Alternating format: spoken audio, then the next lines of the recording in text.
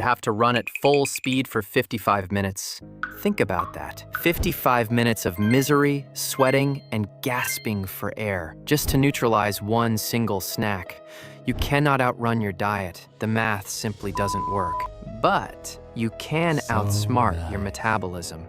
Most people think fitness is a suffering contest. They think, if I'm not dying, I'm not losing weight. So they sprint, they do HIIT, they suffer. And they look exactly the same 6 months later. I've developed a walking protocol called Bro Unlock. It doesn't rely on burning calories. It relies on manipulating your insulin levels after you eat. It is a biological glitch in the human metabolism that bypasses your body's defense mechanisms and melts belly fat without you ever breaking a sweat. If you give me 12 minutes, I will save you 10 years of wasted cardio. To defeat the belly, we first have to understand why it's such a jerk. Why is it that you can diet for weeks and your face looks gaunt, your arms get smaller, but that tire around your waist refuses to budge? It's not because you're lazy. It's actually a biological defense mechanism. Back in 1997, a researcher named Dr. Bouchard discovered that fat cells aren't just bags of energy, they have receptors. Think of them like light switches that tell the fat whether to stay or go. There are two main types you need to know about. First, you have the beta receptors. These are the green lights. When adrenaline hits a beta receptor, it unlocks the fat cell and releases the energy to be burned. You have tons of these in your face, your arms, and your chest. That is why those areas get lean first. But then there are the alpha receptors. These are the red lights. When hormones hit these, they tell the cell to lock the doors, shut down the release of energy, and hold on to the fat for dear life. And here is the bad news. The subcutaneous fat covering your abs has a significantly higher ratio of these red light alpha receptors compared to the rest of your body. Evolution put them there to protect your vital organs from starvation. Your body wants to keep that belly fat. And here is the trap that catches almost everyone. When you do high-intensity cardio, sprinting, CrossFit, or grueling interval training, your body enters a fight or flight state. You release massive amounts of stress hormones, specifically adrenaline and cortisol.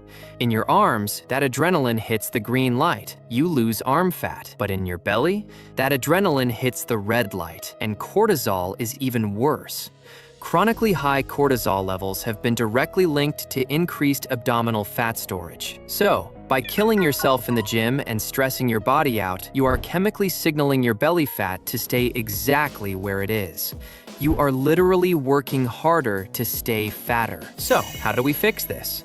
How do we turn the light from red to green? We need to move the body without stressing the body. We need to enter a specific physiological state known as the lipid oxidation zone.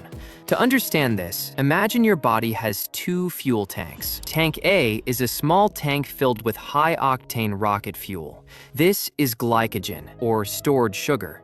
Your body uses this when you sprint or lift heavy weights because it burns fast and hot. Tank B is a massive oil tanker. This is your body fat. Your body prefers to use this for slow, low-intensity tasks that last a long time. A major meta-analysis in 2021 titled Slow and Steady or Hard and Fast analyzed 54 studies to settle the debate. The result?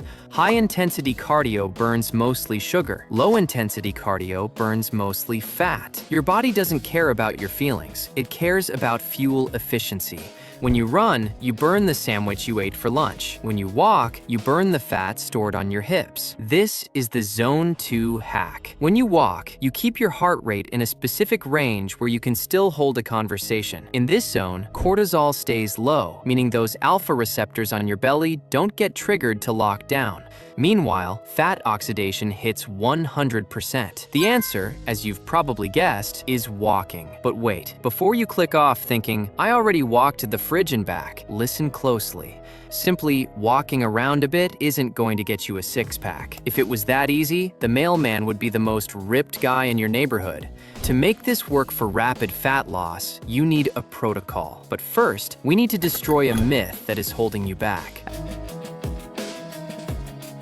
I can hear the comments already. But bro pump, running burns twice as many calories as walking. It's basic physics. Sure, on paper, running wins. A 30-minute run burns about 350 calories. A 30-minute walk burns about 150. But humans aren't spreadsheets. We are biological machines driven by hormones, specifically a hunger hormone called ghrelin. This leads us to the compensatory effect. When you do high-intensity exercise, your body senses a massive energy deficit. It panics. It spikes your hunger hormones through the roof. So, you go for a run. You burn 350 calories. You feel great. But then, an hour later, you are starving. You eat a bagel, or maybe an extra scoop of rice at dinner. That bagel is 400 calories. Congratulations, you suffered for 30 minutes just to put yourself in a 50-calorie surplus. Even worse, high-intensity cardio makes you tired. After the run, you sit on the couch. You fidget less. You take the elevator instead of the stairs. Your subconscious body tries to save energy to make up for the run. Walking does the opposite. Walking is auto-regulated. It doesn't spike ghrelin. It doesn't cause massive fatigue. You can walk for an hour, burn 300 calories of pure fat, and your appetite stays completely stable. You don't feel the need to reward yourself with food. If you walk for 1 hour a day, that's 300 calories. Do that 7 days a week, that's 2,100 calories. That is nearly 2/3 of a pound of pure fat gone every single week. Over the course of a year, that is 31 pounds of fat. The runner usually quits after 3 weeks because their knees hurt or they burn out. The walker wins the race because they never stop. Okay, so walking wins. But how do we structure it to get the fastest results possible? Most people screw this up. They try to hit 10,000 steps by going for one gigantic, boring 2-hour walk at the end of the day. Do not do that. That is the hard way. We are going to use a method called insulin stacking. You see, fat loss is impossible when insulin is high. Insulin is a storage hormone. When you eat, insulin spikes to store that energy. We want to switch your body back to burn mode as fast as possible after a meal. Step 1 is the postprandial trigger. A study in the journal Diabetes Care found that walking for just 10 minutes immediately after a meal creates a massive improvement in blood sugar control compared to walking at other times of the day. So, here is your rule. You will take 3 10-minute walks per day. 1 immediately after breakfast, 1 immediately after lunch, 1 immediately after dinner. That's it. That is 30 minutes of cardio. That's roughly 3,000 steps. You didn't even have to change into gym clothes. By doing this, you are blunting the insulin response of your meals and forcing your body to use that food for movement instead of storing it as belly fat. Step 2 is the NEAT cheat code. NEAT stands for non-exercise activity thermogenesis. It's the calories you burn just living, fidgeting, standing, pacing. Research shows that the difference between a naturally skinny person and an overweight person often isn't the gym, it's their NEAT levels. The variance can be up to 2,000 calories a day. We need to turn you into a NEAT freak. Here are 3 lazy hacks to get 2,000 free steps without trying. Hack number 1, the parking lot rule. Stop circling for the closest spot. Park at the very back of the lot. It saves time and adds 400 steps round trip. Hack number 2, the pacer. Never sit down while you are on the phone. If you get a call, stand up. Pace around the room like a movie villain plotting a scheme. You can easily clock 1,000 steps on a 10-minute call. Hack number 3, kill the elevator. Unless you are going up to the 50th floor, take the stairs. Stair climbing burns calories 3 times faster than walking on flat ground. If you apply the postprandial trigger and these NEAT hacks, you will hit 8,000 to 10,000 steps a day almost by accident. Now, I know some of you are impatient. You want that six-pack in 12 weeks, not 12 months. If you are willing to do a little bit of actual work, you need to meet the king of fat loss, the incline. Walking on a flat surface is great. Walking on an incline is nuclear. Biomechanically, walking at a steep incline doubles the metabolic demand without the impact of running. It forces your glutes and hamstrings to work overdrive to fight gravity. There is a trend on TikTok called 12-3-30. You set the treadmill to 12 incline, 3 speed for 30 minutes. calories. It went viral for a reason. It works. It burns nearly the same calories as a jog, but keeps you in that cortisol-safe fat oxidation zone. However, I have to give you a warning. I see people doing this wrong every single day. Do not hold on to the handrails. The moment you grab the rails and lean back, you are cheating. You are offloading the weight from your legs to your arms. You are turning a 12 incline into a 2 incline. Let your arms swing. If you can't do 12 incline without holding on, drop it to 8. Form is everything. If you add just 2 or 3 of these incline sessions per week on top of your daily steps, your fat loss will go vertical. We need to have a serious conversation now. The fun part is over. You can walk to the moon and back. You can do the incline until your legs fall off. You can hit 25,000 steps a day, but if you eat like a raccoon, legs fall off. You can hit 25,000 steps a day, but if you eat like a raccoon in a dumpster, none of this matters. Remember the cookie from the beginning? It takes you 60 minutes to walk off 300 calories. It takes you roughly 45 seconds to eat 300 calories of peanut butter. A modest frappuccino from Starbucks can have 500 calories. That is an hour and a half of walking gone in 5 minutes. You cannot outwalk the fork. They use the walking as an excuse to eat more. They think, oh, I walked 10,000 steps today. I deserve this pizza. No, you don't. You need to look at it this way. Use your diet to create the weight loss. Use the walking to amplify it and keep your metabolism healthy. Think of your diet as the engine of the car and walking as the turbocharger. The turbo makes the car go faster, but if there is no gas in the engine, you aren't going anywhere. You need to be in a slight caloric deficit. I recommend eating about 300 to 500 calories below your maintenance level. Combine that with Bro Unlock and the fat will literally have nowhere to hide. So, let's put this all together into a plan you can actually use. Here is your 12-week roadmap. I want you to visualize this. Weeks 1 through 4, the warm-up. Do not try to hit 10,000 steps yet. Just find your baseline. Open your phone, see what your average is. Add 2,000 steps to that number. Focus purely on the post-meal walks. Just get in the habit of moving after you eat. Weeks 5 through 8, the stack. Now we turn up the heat. Aim for a strict minimum of 8,000 steps every single day. No excuses, rain or shine. This is where you start using the neat hacks. Parking far away, taking the stairs. Weeks 9 through 12, the shred. This is God mode. You are hitting 10,000 to 12,000 steps a day. You are adding in 2 incline walking sessions per week at the gym. At this point, your friends will start asking you what secret pill you're taking. As you know, we live in a world that tells you that results only come from suffering. That if you aren't dying in a pool of sweat, you aren't working hard enough. That is a lie. The most effective path is often the most sustainable one. Walking is the oldest human movement pattern. It is what we were designed to do. It clears your mind, lowers your stress, heals your joints, and yes, it shreds belly fat